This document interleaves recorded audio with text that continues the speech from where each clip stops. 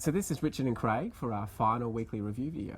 I think we're going to miss it too. Yeah. We've really enjoyed reading the reviews every week and coming back to learners with some of our thoughts and reflections and enjoying what we've been savouring in the feedback. It's been such a great conversation it's been having, and of course we've learnt from a lot of our learners that this is one of their favourite parts of the course, actually, hearing about the conversations from the week.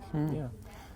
So there have been a number of expressions of gratitude, and it was really just great to hear about all of the things that people have gotten out of this course. This week certainly a lot of people were talking about just little and not so little changes to their lives, and the fact that they've really just enjoyed this learning journey over the last 6 weeks. Yeah. And that's clearly because people have applied it and explored it and questioned it and had some experience to draw on. And I think some of the comments coming through, which are really important to note, that at the end, this is not the end of the course. This is, I hope, for many people, a beginning in mindfulness or another step for those who are already engaged in the journey. But this is not the end. It's really, we want this to be a launching pad for taking mindfulness further in your life. Yeah, absolutely. And we'd like to mention as well that the conversation doesn't have to end here. People are willing to keep contributing to the conversation on Twitter with the hashtag FL Mindfulness. So, yeah, absolutely. So we'd certainly encourage that. Yeah. There are a few particular learnings and insights that we thought would be worthwhile mentioning that have come up as well. So one thing that came up was about mindfulness and rules and that sort of balance between discipline and rigidity and so on. Perhaps you want to say something about that, Richard? Absolutely. It's a common question for a lot of people when they start practicing mindfulness. How much discipline do they have? How much openness should they have to the learning? And you've probably noticed that we've encouraged a very experimental sort of open learning style here, just offering summaries of the research and different activities that you can try, and certainly just lots of different things that you can put into practice in your own way. And so our invitation has been just to really make this course your own. And so there are no sort of rules, there's no right or wrong way to do mindfulness. There's certainly, an ongoing daily practice is certainly very beneficial, as a lot of people have noticed. But yeah, I would say that taking this forward as an experiment and just continuing to explore how mindfulness fits into our lives is the best approach. And clearly, the more we apply it, the more we get out of it. And there are, I guess, rules of thumb and guidelines that help us to apply it, and a level of consistency and application are important, but it's getting rigid about it and thinking that it's either mindfulness or the rest of my life, which one am I going to choose? We hope that the message throughout the course has been to bring mindfulness into our life, to enrich our life, whatever it is that we're doing. Sure, yeah. Another thing came up too about accepting things even though we don't like them, and just because something is there and we find it uncomfortable, doesn't mean that it's not important to bring an accepting attitude to it. And I think some of the learners were acknowledging that being accepting doesn't mean that inappropriate behaviour is all right, or it doesn't mean that we have to like something, but it just means that we can experience what we have to, what life throws at us, but perhaps with less of the burden associated with it when we're experiencing it and rejecting and getting reactive to it. And I think that was very pertinent comments from a number of learners. Yeah.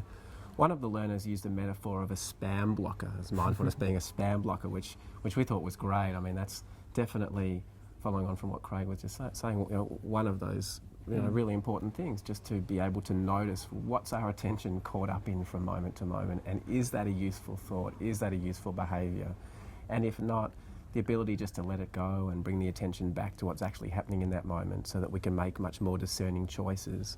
That's a very, very useful thing that comes out of mindfulness practice. That's right. Yes. And there were some great comments too about, from a number of learners saying, becoming more mindful as time goes on, appreciating the moment more, simple things in life. And I think that's a tremendous way to view life, because we're either going to become more mindful as life goes on or less mindful. And I know which one I think is the better choice, but it's really great to hear that from learners even prior to doing this course, saying that that just ageing and just with maturity came an appreciation of the simple things in life, and having each day, it's because we can't take any of it for granted, really. No, that's right. And it's interesting, isn't it, that children and older people tend to be spontaneously a little bit more mindful, whereas it's in the middle of our busy lives. I think that's when we really need to practice it the most. Yes, yeah. Some learners as well asked, a very interesting question. What are we if we're not our thoughts? Would you want to say something about that? Yeah, well, there we are. We're observing, thoughts, and thoughts come and go, but there we are, just watching them come and go. And of course, feelings come and go, but we're still there watching the feeling before it was there, while it's there, after it's gone, or sensations in the body come and go. So there's clearly thoughts, feelings, sensations, what's happening in our mind and bodies coming and going, but there's something observing it throughout. So it's a really interesting question. In many ways, it's a really big philosophical question. Well, what are we if we're not our thoughts? Or even feelings, emotions, sensations. It doesn't deny the fact that they're there. It doesn't give colour to life, but perhaps there's a deeper level of awareness or consciousness, if you like, that's underneath all of that. That's the still point of the turning world, I guess you could say. And so maybe the mindfulness course has opened up some larger philosophical questions, and if it has, then that's fantastic, because I think that they're important questions to ask in life. And certainly a very useful one to explore, to continue to explore experientially, just through meditation and observation. Very interesting question. Yeah. And on that note as well, the theme for week 6 was really mindfulness as a way of life, and rather than this being the end of the course and the end of a mindfulness journey, it's actually just the beginning in a lot of ways, and hopefully we've planted some seeds and given people tools to continue to take this practice forward, So that would certainly be our hope, that learners would continue to practice, continue to apply this and allow this to deepen. There are lots of great gems that people acknowledged as well.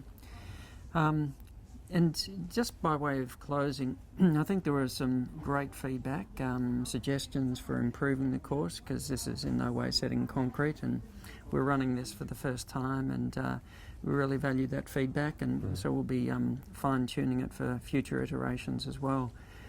And also a number of requests for perhaps a more advanced course, and we're not going to be able to commit to that or not commit to it, but I think it's a very interesting idea, and we'll be very seriously looking at that idea as well.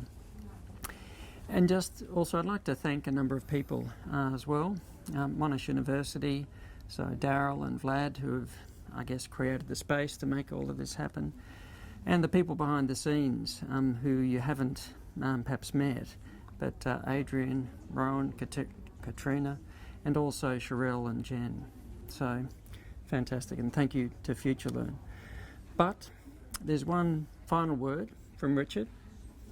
Richard, what's your final word? Amygdala.